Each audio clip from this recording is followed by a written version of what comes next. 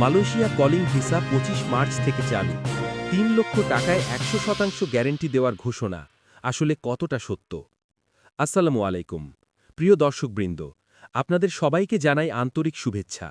আজকের এই গুরুত্বপূর্ণ ভিডিওতে আমরা বিস্তারিতভাবে জানব মালয়েশিয়া কলিং ভিসা সত্যিই কি ২৫ মার্চ থেকে চালু হচ্ছে কিনা, কোন কোন সেক্টরে কর্মী নেওয়া হতে পারে, ৩ লক্ষ টাকায় ১০০% গ্যারান্টি দিয়ে ভিসা দেওয়ার যে প্রচার চলছে তা কতটা বাস্তবসম্মত, বৈধ রিক্রুটিং এজেন্সি কিভাবে চিনবেন এবং প্রতারণা থেকে বাঁচতে কি সতর্কতা অবলম্বন করা জরুরি। প্রিয় দর্শক, সম্প্রতি বিভিন্ন সোশ্যাল মিডিয়া প্ল্যাটফর্ম ও দালাল চক্রের মাধ্যমে প্রচার করা হচ্ছে যে ২৫ মার্চ থেকে মালয়েশিয়া কলিং ভিসা সম্পূর্ণভাবে চালু হচ্ছে এবং নির্দিষ্ট কিছু এজেন্সি মাত্র ৩ লক্ষ টাকায় শতভাগ গ্যারান্টি সহ ভিসা প্রদান করবে।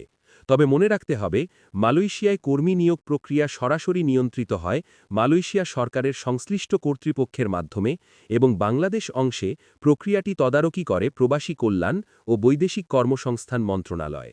বৈধ রিক্রুটিং এজেন্সিগুলো সাধারণত Bangladesh association of international recruiting agencies BAIRAS এর অধিভুক্ত হয়ে কার্যক্রম পরিচালনা করে এবং সরকারি অনুমোদন ছাড়া কোনো এজেন্সির পক্ষে বৈধভাবে কর্মী পাঠানো সম্ভব নয়।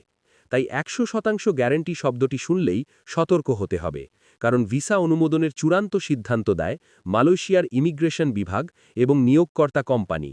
কোনো এজেন্সি নিজস্ব ক্ষমতায় শতভাগ নিশ্চয়তা দিতে পারে না।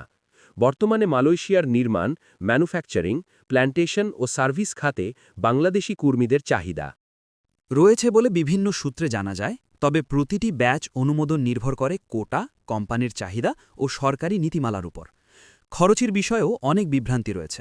সরকার নির্ধারিত খরচের বাইরে অতিরিক্ত অর্থ দাবি করা হলে অবশ্যই লিখিত কাগজপত্র ও রসিদ নিতে হবে এবং চুক্তিপত্র ভালোভাবে পড়ে বুঝে সই করতে হবে।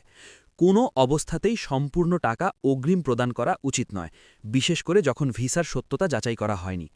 আবেদনকারীদের উচিত এজেন্সির লাইসেন্স নম্বর যাচাই করা, অফিস সরাসরি পরিদর্শন করা, পূর্বে পাঠানো কর্মীদের সাথে যোগাযোগ করা এবং প্রয়োজনে প্রবাসী কল্যাণ কার্যালয়ে তথ্য নিশ্চিত করা।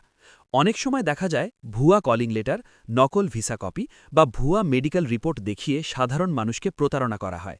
তাই অফিসিয়াল অনুমোদিত মেডিকেল সেন্টার থেকেই পরীক্ষা সম্পন্ন করা জরুরি।